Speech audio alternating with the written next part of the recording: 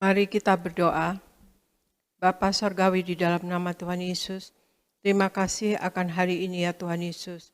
Kalau kami ada sebagaimana kami adanya sekarang, kami percaya itu adalah anugerah dan kasih-Mu Tuhan Yesus kepada kami.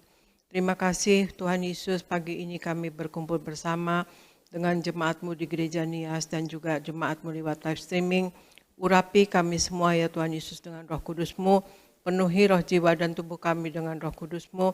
Biarlah pemberitaan firman ini menjadi kekuatan bagi iman kami, menguatkan kami dan membangun iman kami, dan kemudian juga Tuhan Yesus bahkan menyembuhkan kami Tuhan Yesus. Biarlah Allah Roh Kudus lebih dahulu berbicara, Allah Roh Kudus lebih dahulu bekerja, biarlah pemberitaan firman ini akan bermanfaat dan juga akan membangun kami semua. Terima kasih Bapak, terima kasih Yesus, terima kasih Roh Kudus. Dalam nama Tuhan Yesus kami mulai firman ini. Amin, amin. Shalom saudara sekalian, Tuhan Yesus berkati. Saya percaya kita semua dalam perlindungan Tuhan Yesus Kristus. Amin saudara sekalian. Ya, pagi ini saya akan membawakan tema firman Tuhan yang berjudul mengatur diri untuk bertekun ya saudara. Karena perlu ketekunan dalam segala bidang sebetulnya ya saudara sekalian. Tetapi kita akan membahas ketekunan di dalam rohani ya saudara sekalian, mengatur diri dalam bertekun. Ya, kita akan membaca firman dari Ibrani 12 ayat 1 sampai 3 dan kemudian Ibrani 10 ayat 25. Argo silakan baca. Ibrani 12 ayat 1 sampai 3. Karena itu kita mempunyai banyak saksi, bagaikan awan yang mengelilingi kita.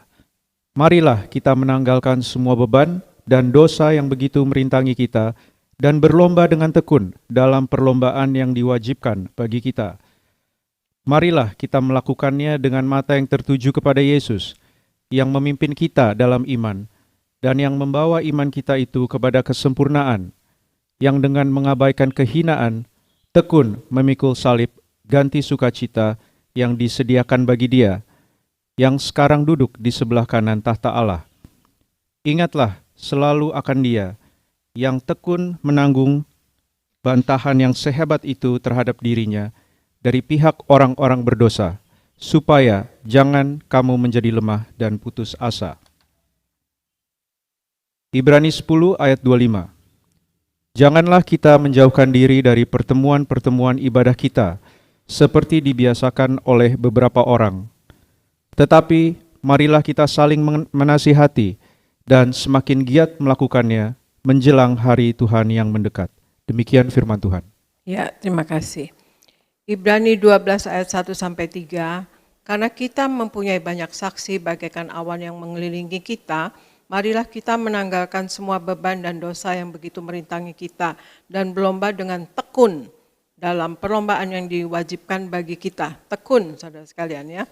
Kemudian marilah kita melakukannya dengan mata yang tertuju kepada Yesus, yang memimpin kita kepada iman dan yang membawa iman kita kepada kesempurnaan, yang dengan mengabaikan kehinaan, tekun memikul salib, ganti sukacita yang disediakan bagi Dia, yang sekarang duduk di sebelah kanan tahta Allah. Ingatlah selalu akan Dia yang tekun menanggung bantahan yang sehebat itu terhadap dirinya dari pihak orang-orang berdosa, supaya jangan kamu menjadi lemah dan putus asa. Ya saudara sekalian, ini ya bacaan firman Tuhan ya saudara sekalian, yang bagaimana Tuhan Yesus sendiri tekun ya saudara sekalian menjalankan karya keselamatan. Dia menyerahkan dirinya dan menumpahkan darahnya bagi keselamatan kita saudara sekalian ya. Dan juga di Ibrani 10 ayat 25 dikatakan, janganlah kita menjauhkan diri dari pertemuan-pertemuan ibadah kita seperti dibiasakan oleh beberapa orang. Tetapi marilah kita saling menasihati dan semakin giat melakukannya menjelang hari Tuhan yang mendekat. Pengertian tekun di dalam firman Tuhan yang tadi kita bacakan di Ibrani 12 ayat 1 adalah menuntun kita kepada setiap aspek dan sikap dan perilaku kita, ya, untuk menuntun kita untuk pada satu sikap dan perilaku untuk selalu melakukan hal yang berkenan kepada Allah, ya, menjaga segala sesuatu yang menyangkut aspek kehidupan kita, yaitu hati, mulut, kemudian tubuh kita dan waktu kita untuk kita dapat berkenan kepada Tuhan, saudara. Dan juga kita harus punya ada rasa takut ya kepada Tuhan. Artinya rasa takut jangan sampai kita berbuat salah, artinya ada rasa takut untuk jangan sampai apa yang kita lakukan tidak berkenan di mata Allah, saudara sekalian. Ya, untuk itu firman Tuhan berkata bahwa kita harus latihan rohani juga ya, rohani juga ada latihan dan kita rajin untuk mengikuti ibadah saudara sekalian ya, perkumpulan ibadah saudara sekalian. Dan bukan latihan badani saja tetapi latihan rohani juga ya saudara sekalian. Jadi rohani kita juga harus dilatih untuk kita yaitu dengan kita belajar bertekun, belajar rajin saudara sekalian ya, yang akan menghasilkan disiplin rohani. Sebagaimana di 1 Timotius 4 ayat 8, latihan badani terbatas gunanya, tetapi ibadah itu berguna dalam segala hal karena mengandung janji baik untuk hidup ini maupun untuk hidup yang akan datang. Jadi ibadah ya berguna dalam segala hal karena mengandung janji baik untuk hidup ini maupun untuk hidup yang akan datang, saudara. Jadi hal yang nomor satu kita harus tekun, saudara sekalian, apa yang harus kita tekun agar kita berkenan di mata Allah, saudara sekalian, kita tekun beribadah sekalian. Karena ibadah itu mengandung kuasa, saudara sekalian. Dan mengandung janji-janji saudara sekalian yang mana bermanfaat untuk hidup kita sekarang dan untuk hidup kita yang akan datang saudara sekalian, sebagaimana dikasih tahu di sini di 1 Timotius 4:8, baik untuk hidup ini ya, karena mengandung janji baik untuk hidup ini maupun untuk hidup yang akan datang. Jadi rajinlah kita beribadah dan berbahagialah kalau kita rajin dan saudara tekun beribadah saudara sekalian ya. Karena itu betul-betul mengandung janji Tuhan untuk hidup kita sekarang dan untuk hidup kita yang akan datang saudara sekalian. Dan jadi hal yang pertama kita harus bertekun dalam beribadah ya. Nah, kemudian kita baca Kolose 4 ayat 2, kemudian 1 Timotius 5 ayat 17. Argo tolong bacakan. Kolose 4 ayat 2. Bertekunlah dalam doa dan dalam pada itu berjaga-jagalah sambil mengucap syukur. 1 Timotius 5 ayat 17. Penatua-penatua yang baik pimpinannya patut dihormati 2 kali lipat, terutama mereka yang dengan jerih payah berkhotbah dan mengajar. Demikian firman Tuhan. Ya. Kolose 4 ayat 2, bertekunlah dalam doa dan dalam pada itu berjaga-jagalah sambil mengucap syukur. Bertekunlah dalam doa ya saudara sekalian. Ya, kemudian 1 Timotius 5 ayat 17, penatua-penatua yang baik pimpinannya patut dihormati 2 kali lipat, terutama mereka yang dengan jerih payah berkhotbah dan mengajar saudara sekalian ya. Jadi bertekun di dalam doa. Hal yang kedua, bertekun dalam doa sebaiknya saudara sekalian setiap hari kita selalu menyediakan waktu untuk masuk dalam hadirat Tuhan dengan cara berdoa. Mulailah dengan doa ucapan syukur, kemudian kita baru berdoa untuk orang lain ya saudara sekalian, untuk orang-orang yang memerlukan, orang-orang yang mementingkan, kemudian kita berdoa untuk hamba-hamba Tuhan, baru kemudian kita berdoa untuk diri kita sendiri. Lamanya berdoa bergantung dengan eratnya dan intimnya hubungan kita dengan Tuhan. Semakin kita erat dan intim dengan Tuhan, maka doa kita akan semakin lama ya saudara sekalian, seperti seorang anak yang bercerita kepada bapaknya.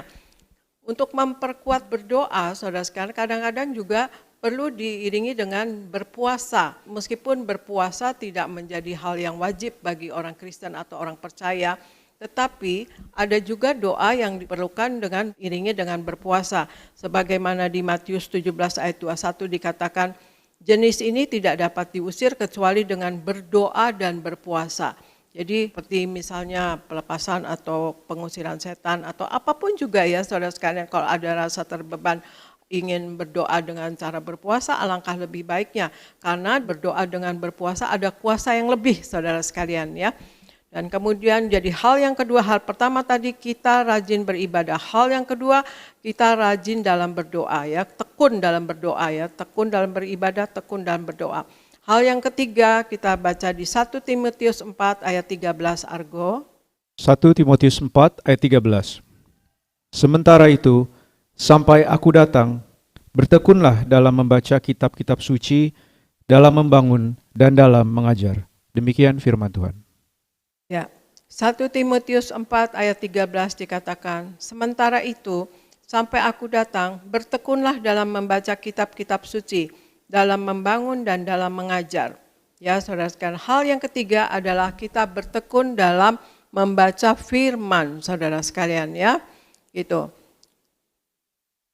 Sukses atau tekun ya saudara sekalian, tekun itu adalah kunci sukses dalam segala hal ya saudara sekalian. Kita bisa sukses karena kita tekun, sebetulnya begitu.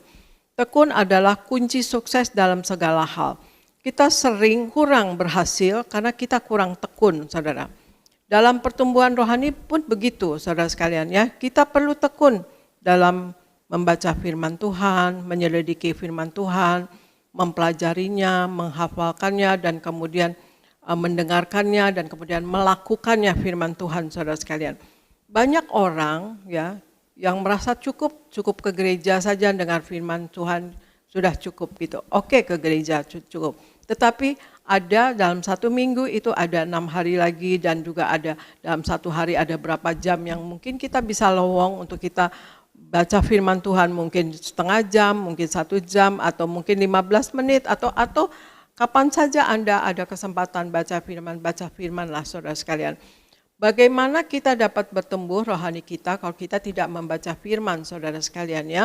Sedangkan Tuhan Yesus menghendaki kita berbuah dan berkemenangan dalam hidup ini. Dan untuk berbuah dan berkemenangan hanya didapatkan dengan kita dapat mengerti dan kita bertekun dalam membaca firman Tuhan. Kita mengerti firman Tuhan dan kita melakukannya. Ya saudara sekalian, maka kita akan dapat berbuah dalam hidup ini dan kemudian kita berkemenangan. Untuk itu kita harus bertekad ya saudara sekalian, untuk kita bertekun untuk membaca firman Tuhan, meneliti firman Tuhan, dan kemudian juga menghafalkannya dan kemudian melakukan. Jadi pelaku firman saudara sekalian. Jadi hal yang ketiga, kita harus tekun membaca firman Tuhan saudara sekalian ya. Kemudian kita baca Argo Matius 12 ayat 34. Matius 12 ayat 34. Hai kamu keturunan ular beludak, bagaimanakah kamu dapat mengucapkan hal-hal yang baik, sedangkan kamu sendiri jahat? Karena yang diucapkan mulut meluap dari hati. Demikian firman Tuhan. Matius 12 ayat 34. Hai kamu keturunan ular beludak, bagaimanakah kamu dapat mengucapkan hal-hal yang baik, sedangkan kamu sendiri jahat? Karena yang diucapkan mulut meluap dari hati. Jadi hal yang keempat yang harus kita punya ketekunan saudara sekalian dalam hidup ini, yaitu kita menjaga hati dan mulut kita saudara sekalian. Perkataan kita erat kaitannya dengan hati kita saudara sekalian. Karena kita yang mengucapkan dengan mulut itu biasanya keluar dari hati ya saudara.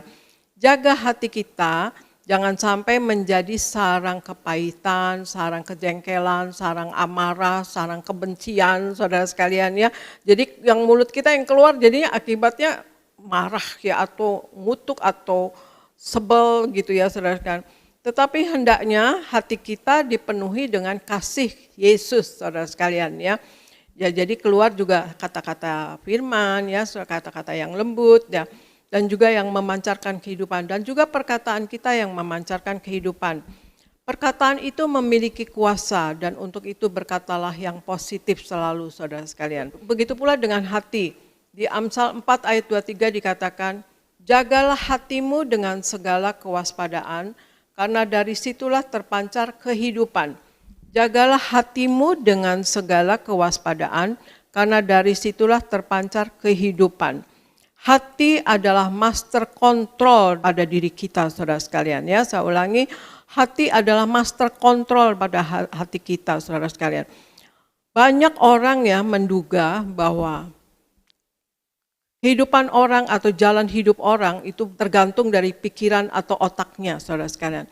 Tetapi firman Tuhan berkata sebetulnya bahwa jalan hidup kita atau jalan hidup orang atau jalan hidup manusia saudara sekalian itu tergantung hatinya saudara sekalian ya.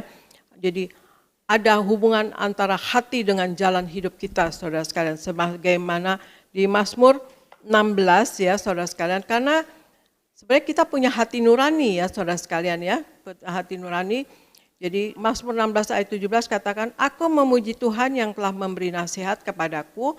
Ya, pada waktu malam hati nuraniku mengajari aku. Kalau kita dekat dengan Tuhan, kita membaca firman, maka hati nurani kita selalu diajar oleh Tuhan, saudara sekalian. Kalau di sini dikatakan pada waktu malam, ya, pada waktu malam hati nuraniku mengajari aku, saudara sekalian. Ya, mungkin kalau waktu malam kan kita sudah hening, ya, kita mau tidur, kita sudah bisa fokus, ya, saudara sekalian, dan kita sudah tidak terlibat dengan pekerjaan atau apapun, kita mau tidur. Nah, sebelum tidur, nah disitulah kita berdoa atau berdiam diri sejenak, dan kemudian nanti hati nurani kita berbicara. Karena di Mazmur 17 ayat 3 juga katakan gitu, malam, ya, saudara sekalian. Bila engkau menguji hatiku, memeriksanya pada waktu malam, dan menyelidiki aku, maka engkau tidak akan menemui sesuatu kejahatan. Mulutku tidak terlanjur, ya. Jadi Tuhan menguji hati dan juga hati nurani kita, mengajari kita pada waktu malam, saudara sekalian.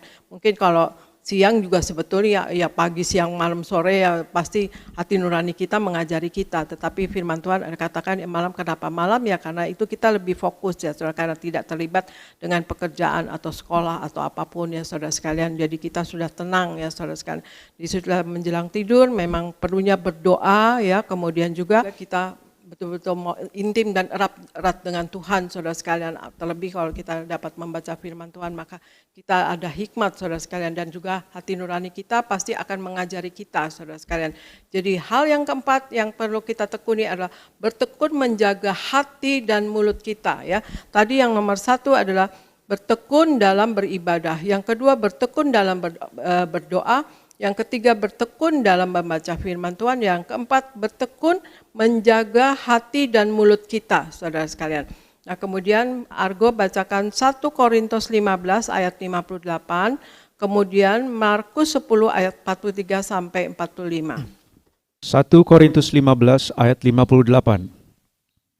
Karena itu saudara-saudaraku yang kekasih, berdirilah teguh, jangan goyah, dan giatlah selalu dalam pekerjaan Tuhan. Sebab kamu tahu bahwa dalam persekutuan dengan Tuhan, jerih payahmu tidak sia-sia. Markus 10 ayat 43 sampai 45. Tidaklah demikian di antara kamu, barang siapa ingin menjadi besar di antara kamu, hendaklah ia menjadi pelayanmu. Dan barang siapa ingin menjadi yang terkemuka di antara kamu, hendaklah ia menjadi hamba untuk semuanya. Karena anak manusia juga datang bukan untuk dilayani, melainkan untuk melayani, dan untuk memberikan nyawanya menjadi tebusan bagi banyak orang. Demikian firman Tuhan. 1 Korintus 15 ayat 58 katakan, karena itu saudara-saudaraku yang terkasih, berdirilah teguh, jangan goyah, dan giatlah selalu dalam pekerjaan Tuhan. Sebab kamu tahu bahwa dalam persekutuan dengan Tuhan, jerih payahmu tidak sia-sia. Markus 10 ayat 43 sampai 45 katakan, tidaklah demikian di antara kamu. Barang siapa ingin menjadi besar di antara kamu, hendaklah ia menjadi pelayanmu. Dan barang siapa ingin menjadi yang terkemuka di antara kamu, hendaklah ia menjadi hamba untuk semuanya. Jika kita belajar dari firman tadi, ya juga dari Alkitab, saudara sekalian, bahwa melayani yang diinginkan Tuhan Yesus Kristus adalah melekat kepada sikap dan gaya hidup kita, saudara sekalian. Ya, bukan sekadar hanya melayani di gereja saja, tetapi yang diinginkan adalah pelayanan, ya, melayani menjadi satu panggilan dan tanggung jawab bagi seorang Kristen, saudara sekalian, ya. Melayani bukan di gereja saja, saudara sekalian, ya, bisa saja melayani dan saudara ke dalam keberadaan kita apapun, sebagai pengacara misalnya, sebagai polisi, sebagai apapun, saudara sekalian, mungkin sebagai dokter atau sebagai apalah gitu, ya, saudara sekalian, sebagai ojek online atau siapa apapun, dapat di situ dapat melayani, ya, saudara sekalian, ya. Jadi sikap hidup atau gaya hidup yang melayani, saudara sekalian, itu yang diinginkan Tuhan, saudara sekalian.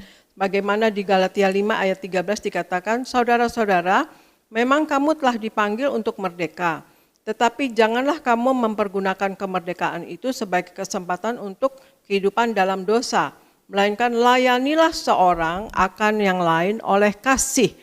Jadi saudara sekalian, dalam hidup ini kita melayani semata-mata untuk Tuhan, ya saudara sekalian. bila kita melayani untuk manusia, maka yang kita dapat adalah seringkali kekecewaan, bahkan kepahitan ya saudara sekalian ya saudara. Ya, jadi karena apa ya saudara sekalian, kita harus katakan bahwa kita melayani Tuhan, kita melayani untuk Tuhan. Memang yang kita layani adalah manusia ciptaannya Tuhan. Jadi kita mengasihi Tuhan, tapi orientasi kita memang untuk Tuhan, tetapi ya fokus kita melayani ciptaannya Tuhan, yaitu manusia ya saudara sekalian. Ya, karena Tuhan Yesus di Matius 25 katakan begini saudara, dan raja itu akan menjawab mereka, aku berkata kepadamu, sesungguhnya segala sesuatu yang kamu lakukan untuk salah seorang dari saudaraku yang paling hina ini, kamu telah melakukannya untuk aku, saudara. Kita melayani semata-mata untuk Tuhan. Bila kita melayani untuk manusia ya kita akan kecewa saudara sekalian ya. Jadi Tuhan Yesus berkata, bila kamu melayani salah seorang dari saudaraku yang paling hina ini, kamu telah melakukannya untuk aku. Jadi kita harus bertekun, yang kelima kita harus bertekun dalam pelayanan saudara sekalian, dalam melayani ya saudara sekalian. Tidak harus melayani di gereja saja saudara sekalian, tetapi apapun keberadaan saudara dapat melayani ya, dapat memenangkan jiwa bagi kerajaan sorga, dapat membantu orang-orang yang sedang terluka atau sedang teraniaya atau sedang dalam kekurangan atau dalam sakit penyakit ya, melayani berdoa atau apapun saudara sekalian ya kita. Jadi melayani kita itu yang diminta dari Tuhan Yesus adalah sikap dan gaya hidup kita adalah gaya melayani ya, gaya hidup kita adalah pelayanan dan melayani saudara sekalian.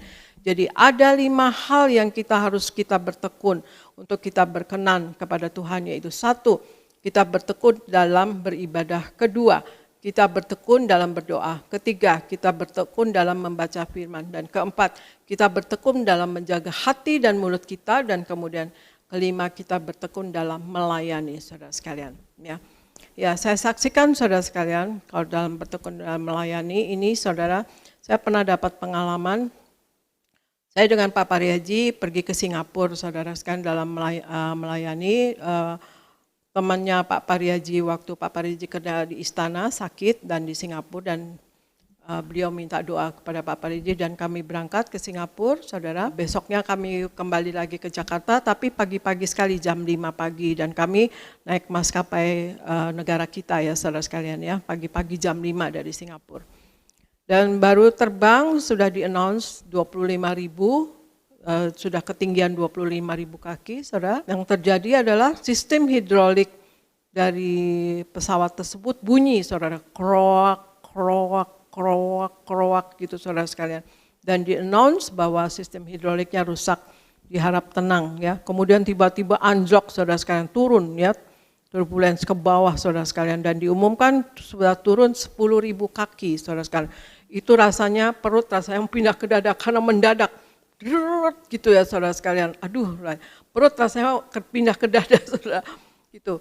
Dan kemudian ada orang Jepang, ada orang bule yang dari Singapura mau ke Bali saudara sekalian, jadi mampir Jakarta dulu ya. Kemudian karena naik maskapai kita ya saudara sekalian Indonesia. Gak lama kemudian turun lagi saudara sekalian, dan di-announce 8.000 kaki turunnya.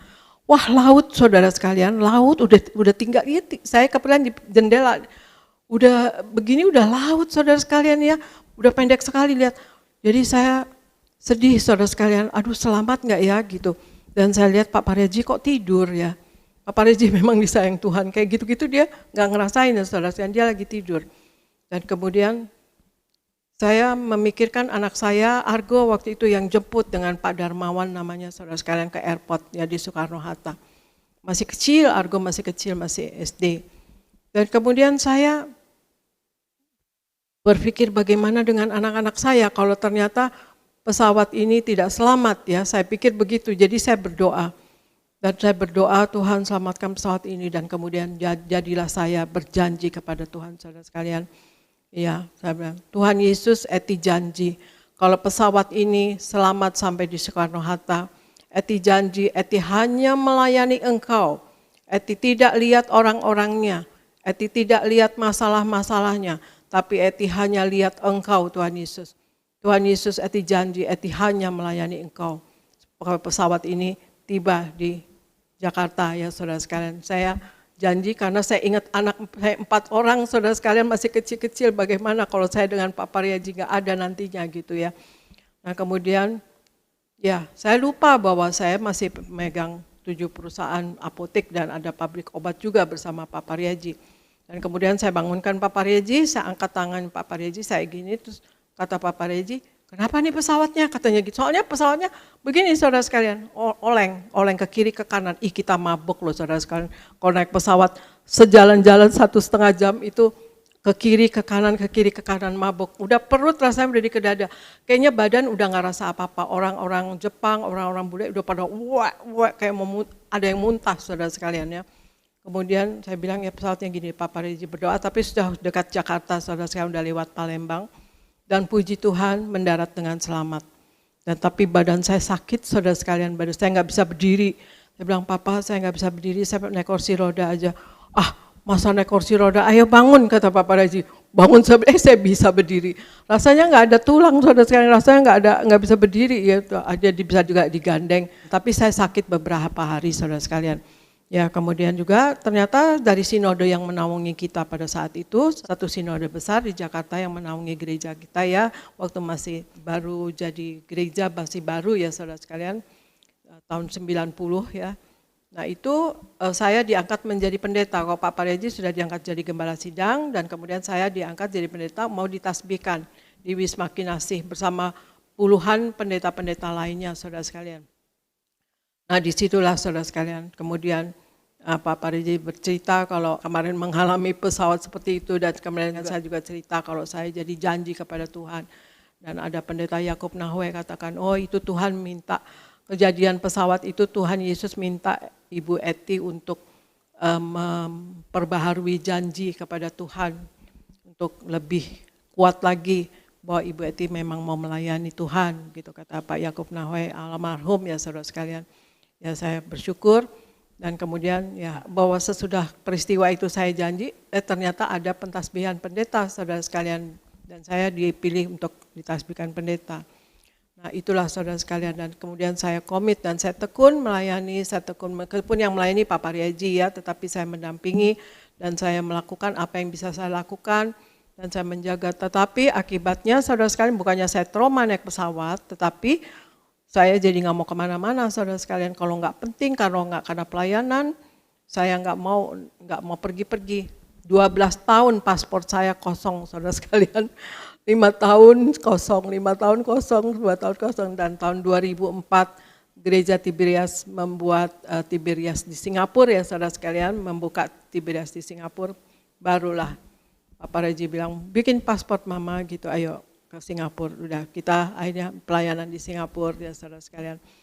Jadi dari situ saya betul-betul 12 tahun nggak kemana-mana, padahal saya masih muda usia, tapi saya komit, saya mau melayani Tuhan, saya mau menjaga gereja, saya sungguh-sungguh mau menyayangi jemaat ya saudara sekalian, meskipun saya nggak mau lihat-lihat masalah-masalahnya, saya nggak mau memandang segala sesuatu yang jahat-jahat, yang tidak baik ya saudara sekalian, saya tidak, yang penting pelayanan pekerjaan Tuhan jalan terus, itu tekad saya saudara sekalian, apapun boleh terjadi, ya, yang penting pelayanan pekerjaan Tuhan terus berjalan, bahkan berkembang, saudara, bertahan dan kemudian berkembang, itu tekad saya sama Pak Pariaji ya saudara sekalian ya. Nah itulah saudara sekalian, marilah kita dalam hidup, ya kita harus segala sesuatu dalam segala bidang kita harus tekun memang ya saudara sekalian, karena ketekunan itu adalah kunci sukses untuk dapat berhasil dalam bidang apa saja ya saudara sekalian. Jadi satu, dalam rohani kita harus tekun dalam beribadah, kedua kita tekun dalam berdoa, ketiga kita tekun dalam membaca firman Tuhan, dan keempat kita tekun menjaga hati dan mulut kita saudara sekalian ya, dan kemudian kelima kita tekun dalam melayani Tuhan, apapun keberadaan kita, layanilah jiwa-jiwa saudara sekalian ya, untuk Tuhan, tetapi refleksinya adalah kepada jiwa-jiwa.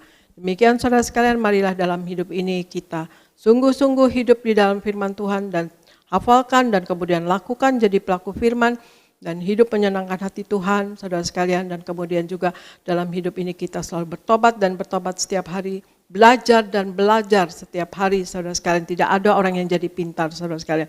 Harus belajar dan belajar selalu, saudara sekalian. Dan kemudian kita dalam hidup ini juga kita berjaga-jaga dan waspada untuk kita tidak jatuh dalam dosa dan kesalahan. Dan juga kita berjuang dalam hidup ini, nama kita tercatat dalam kitab kehidupan di sorga. Dan juga jangan sampai terhapus nama kita. Dan juga dalam hidup ini selalu setiap hari kita selalu menyatu dengan tubuh darah Yesus dan selalu memakai minyak urapan. Kita menyatu dengan tubuh darah Yesus, Tuhan Yesus katakan, lakukanlah ini sebagai peringatan akan daku. Maka kita merayakan dan kita juga memperingati selalu di hati kita, saudara sekalian, karya keselamatan yang telah Allah kerjakan untuk kita semua kita sudah diselamatkan. Dan kita juga memakai minyak urapan untuk proteksi dan kesukaan bagi Tuhan, saudara sekalian. Marilah saudara sekalian, kita betul-betul mau hidup sepenuh-penuhnya di dalam Tuhan dan kemudian kita akan berkemenangan dalam hidup ini. Terima kasih saudara sekalian, firman dari saya, Tuhan Yesus memberkati.